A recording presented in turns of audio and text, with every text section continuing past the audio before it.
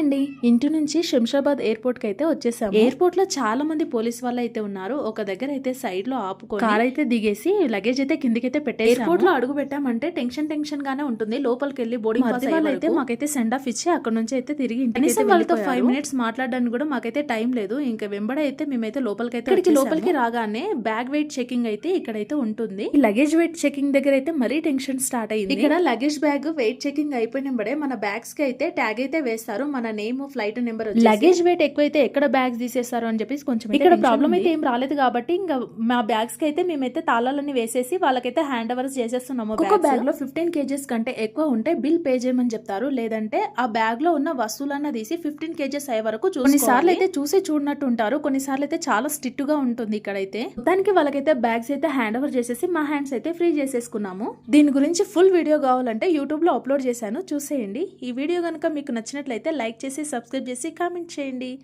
Thank you for watching my video.